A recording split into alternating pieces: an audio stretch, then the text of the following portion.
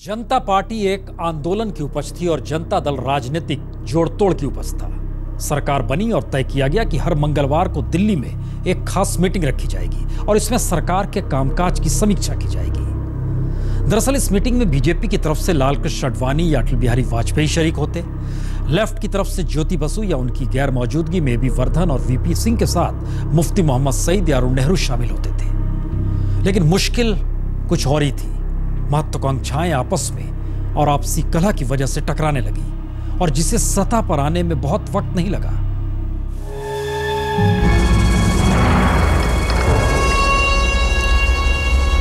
देखिए, मेरी तरफ से एक बात बिल्कुल साफ है कि मंडल आयोग लागू होगा।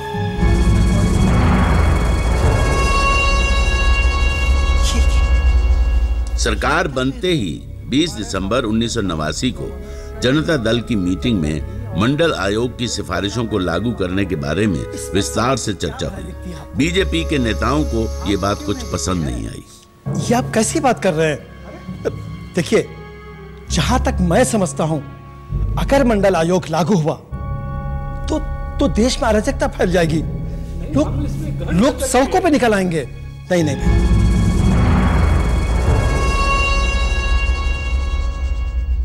My reaction is also the CPM reaction at that time was that how has he done it without taking any one of us into confidence? He should not do it. 1 जनवरी 1990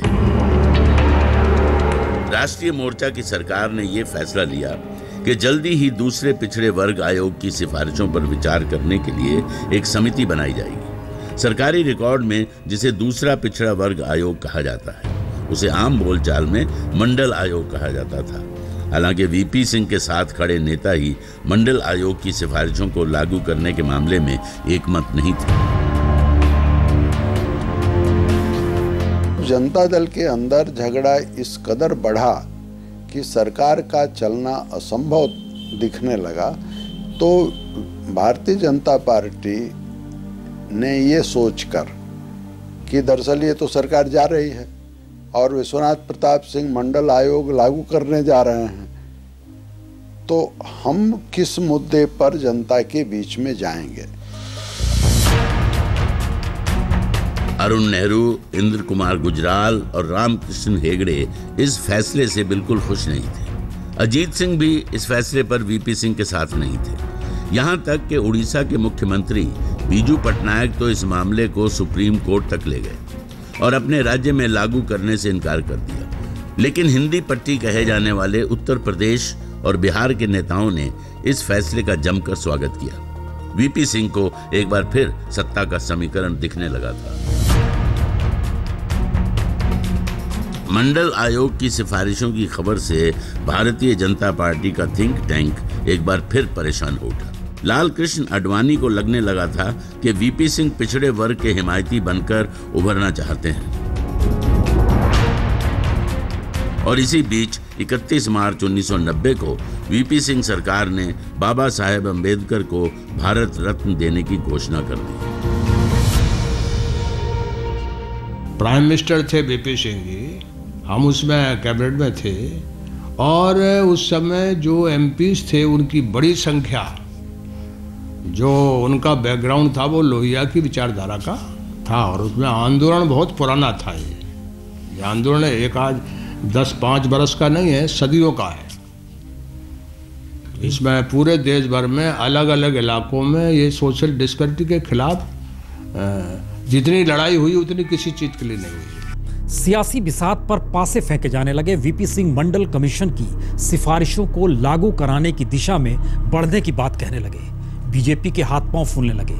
उन्हें लगा वीपी चुनाव में जाने की तैयारी कर रहे हैं और यूं भी वीपी की साख खत्म हो रही थी, क्योंकि बफोर्स घोटाले के आरोपियों के जिस कागज पुर्जे को वह चुनाव में दिखाते रहे, सत्ता में आने के बाद उस पर खामोशी बरती थी। वीपी मंडल की चाल चलने की तैयारी कर रहे थे और बीजेपी में प्रमोद महाजन और गोविंदाचार्य लगातार आडवाणी को उकसा रहे थे उन्हें राम जन्मभूमि मुद्दा उठाना चाहिए, क्योंकि यह मुद्दा बीजेपी के अनुकूल अगर नहीं रहा, यानी मंडल कमीशन, तो फिर 85 सीटों पर जीत मिली है वह भी गंवा दी जाएगी। वाजपेयी भी मान रहे थे कि वीपी सरकार चलाना नहीं चाहते, लेकिन मार्च के महीने में तीसरे मंगलवार को कोलकाता से दिल्ली पहुंचे ज्योति बसु ने समझाया, एडवेंचर ना करें, मैंने बहुत एडवेंचर किए हैं, मिलकर सरकार चलाइए।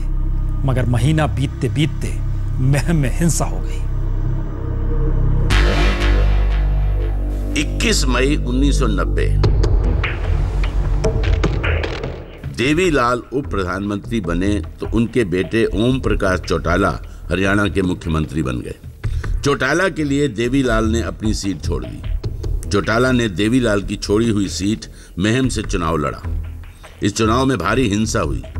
ओम प्रकाश चौटाला पर बूथ कैप्चरिंग का आरोप लगा और मांग हुई कि ओम प्रकाश चौटाला को तुरंत मुख्यमंत्री पद से इस्तीफा दे देना चाहिए।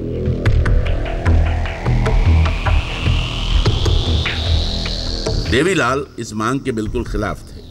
राजीव गांधी ने लोकसभा में इस मुद्दे को उठाया तो ओम प्रकाश चौटाला से इस्तीफा ले लिया गया और बनारसी दास गुप्ता को हरियाणा का मुख्यमंत्री बनाया गया। देवीलाल इससे बेहद नाखुश हुए। देवीलाल ने दबाव डालकर कुछ समय बाद ओम प्रकाश चौटाला को दोबारा मुख्यमंत्री बनवा दिया। देवीलाल पुत्र प्रेम में धृतराष्ट्र हो गए हैं, ये आरोप जनता दल सरकार के भीतर से लगने लगे। ऐसे में आहत देवीलाल ने एक दिन प्रधानमंत्री वीपी सिंह के करीबी अरुण नेहरू और आरिफ मोहम्मद खान पर भ्रष्टाचार के गंभीर आरोप लगा दिए।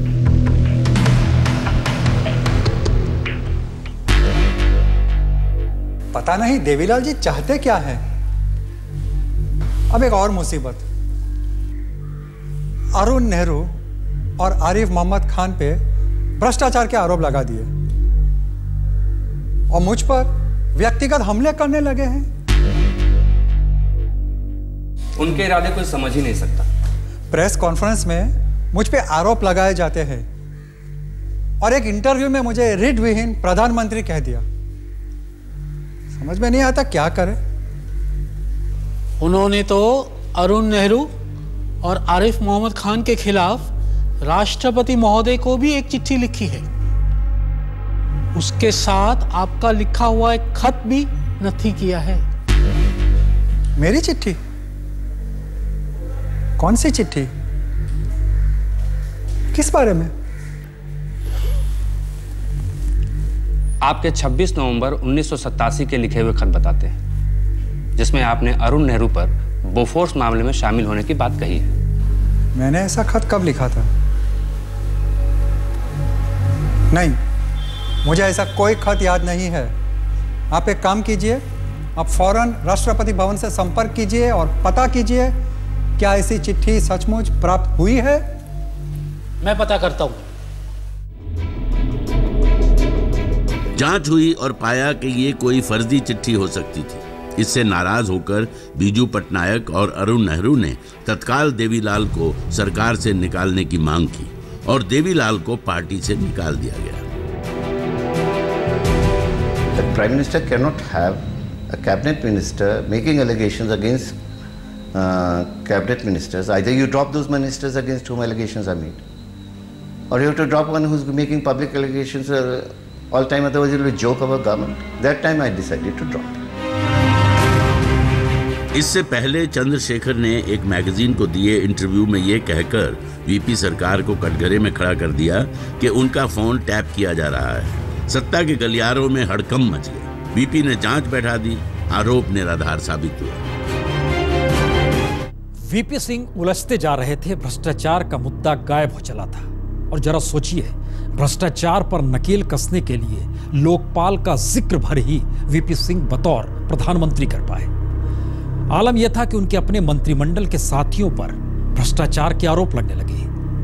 बोफोर्स की चोट खाए राजीव गांधी शायद मौके का इंतजार कर रहे थे। चूंकि चंद्रशेखर भी वीपी सिंह की तिकड़मों से नाराज थे, तो राजीव गांधी ने चंद्रशेखर से करीबी बढ़ानी शुरू की और सबसे पहले उदयन शर्मा को भेजा। दरअसल उदयन शर्मा को एक इंटरव्यू में राजीव गांधी ने चंद्रशेखर को राष्ट्रीय नेता बताकर तारीफ की। उदयन चंद्रशेखर से मिलने आए और कहा कि राजीव गांधी आपसे मिलना चाहते हैं।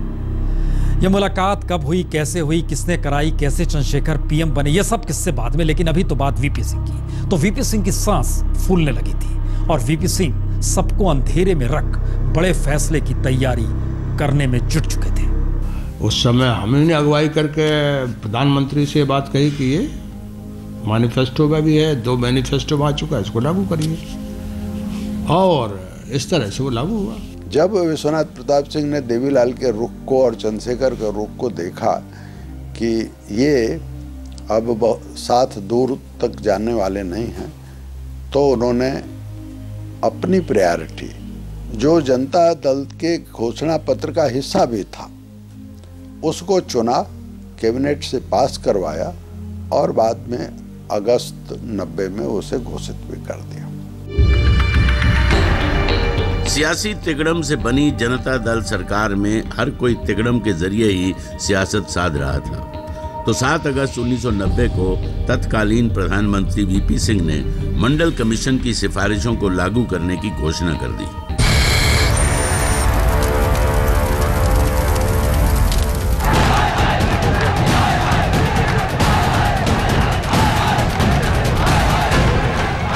के इस ऐलान ने जनता दल की छतरी तले जमा हर दल के सामने नया संकट पैदा कर दिया। समर्थन दे रही बीजेपी को भी लगा कि कहीं राजनीतिक रास्ते उसके लिए भी बंद न हो जाएं। हर कोई फैसला लेने पर उतारू था, लेकिन इस बार आंदोलन ने नहीं, सियासी फैसलों ने देश के सामने आंदोलन सरी के हालात पैदा कर दिए। और आंदोलन के जरिए राजनीति कैसे साधी जाए, ये संकट अडवाणी से लेकर देवीलाल तक के सामने था। देवीलाल सही मायने में ताऊ की भूमिका में आ गए।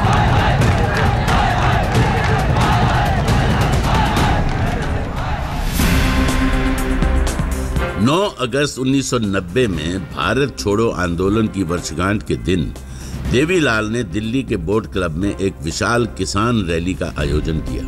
देवीलाल जाट समुदाय के सर्वमान्य सबसे बड़े नेता थे, लिहाजा उनकी पुकार पर सुबह से ही उत्तर प्रदेश, हरियाणा और राजस्थान के इलाकों से लाखों लोग दिल्ली में इकट्ठा होने लगे। चंद्रशेखर, जो कि सरकार के साथ थे, वो भी इसी रैली में वीपी सिंह सरकार के प्रति अपना असंतोष जताने के लिए शामिल हुए। देवीलाल के अलावा उत्तर प्रदेश से दलितों की राजनीति के नेता कांशीराम, किसान नेता महेंद्र सिंह टिकैत, अकाली दल से प्रकाश सिंह बादल, एचडी देवेगौड़ा भी शामिल हुए। शरद यादव के आने की भी खबर थी, लेकिन वो नहीं आए।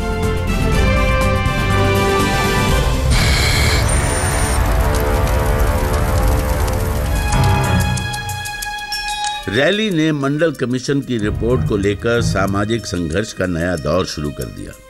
सियासत बंटी, नेता बंटे, तो समाज भी बंटा। अगले ही दिन यानी 10 अगस्त से आयोग की सिफारिशों के तहत सरकारी नौकरियों में आरक्षण की व्यवस्था के खिलाफ देशव्यापी आंदोलन शुरू हो गया।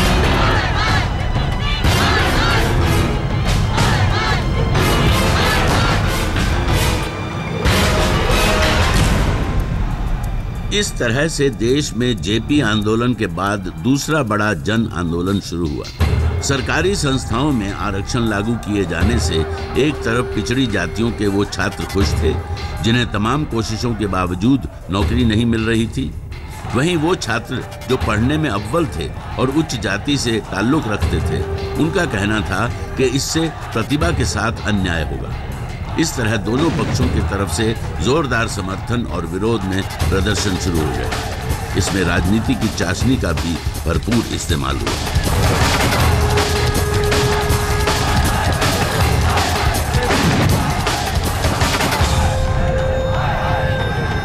झटके में समाजवादी से लेकर वामपंथियों के छात्र कैडर पर भी इसका असर पड़ा। हर कॉलेज और विश्वविद्यालय में छात्रों के सामने सबसे बड़ी डिबेट यही हो गई कि मंडल कमीशन के पक्ष में कौन है और विपक्ष में कौन है।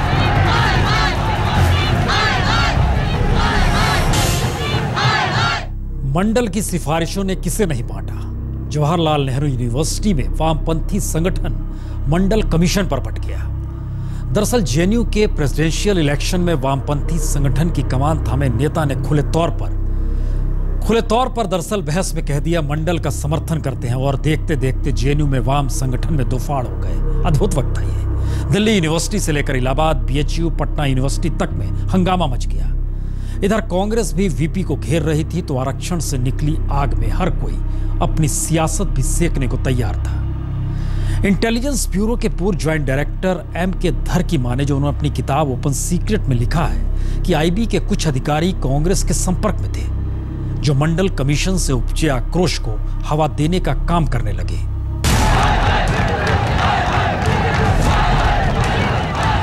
आक्रोश इस हद तक बढ़ता चला जा रहा था कि विरोध प्रदर्शन के बाद हिंसा और लूटपाट की घटनाएं भी होने लगी। लेकिन सियासत जिस तरह खामोश थी और हंगामे के बीच 13 अगस्त को मंडल कमीशन की सिफारिश लागू करने की अधिसूचना भी जारी कर दी गई। छात्रों में गुस्सा चरम पर पहुंच गया।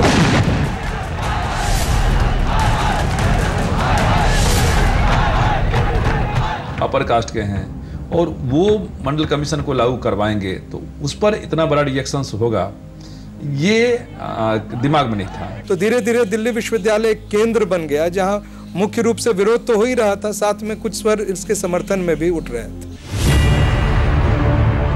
अगले ही दिन यानी 14 अगस्त को अखिल भारतीय आरक्षण विरोधी मोर्चा के अध्यक्ष उज्जवल सिंह ने सुप्रीम कोर्ट का दरवाजा खटखटाया। छात्रों में बेचैनी बढ़ती जा रही थी। किसी सरकार के पास रोजगार के अवसर पैदा करने के लिए कोई योजना तो थी नहीं। ऐसे में सरकारी नौकरी ना मिलने के भय ने उच्च जाति के छात्रों को अंदर तक तोड़ दिया। लेकिन वीपी सिंह अडिग थे। वो चाहते थे कि लाल किले की प्राचीर से मंडल की सिफारिशों को लागू कर सके ताकि उनका भाषण इतिहास में दर्ज हो सके, और हुआ भी यही। डॉक्टर भीमराव अंबेडकर किस न्याय वर्ष में एक फैसला हाल में सरकार ने लिया कि पिछड़े वर्ग को हम सरकारी नौकरियों में और पब्लिक सेक्टर में स्थान दें। सत्ता के इस ढांचे में देश के चलाने और संवारने में, उसके फैसला करने में हम हिस्सेदारी देना चाहते हैं और मजबूती से देना चाहते हैं।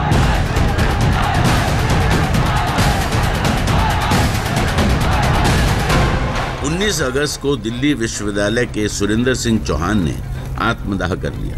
ये छात्र देशबंधु कॉलेज में इवनिंग का छात्र था और उसके बाद अचानक खबर आई कि दिल्ली विश्वविद्यालय के राजीव गोस्वामी ने खुद को आग लगा ली। छात्रों में गुस्सा बढ़ता जा रहा है। तो राजीव गोस्वामी का वो कोई सोचा हुआ वो कदम नहीं था कि मुझे करना है ये, क्योंकि आदमी अंदर से बहुत ही दुखी था, परेशान था कि हम लोग घर बार छोड़ के बाहर पढ़ने आए हैं और अचानक से ये आरक्षण हो जाना, तो हर आदमी की मेहनत पे कहीं ना कहीं क्वेश्चन मार्क था। सत्ता तो बफोर्स ने दिलाई थी, लेकिन मंडल की आग अभी और फैलनी थी। 25 सितंबर को ही आत्मदाह करने वाले छात्र सुरेंद्र सिंह चौहान की मौत की खबर आई।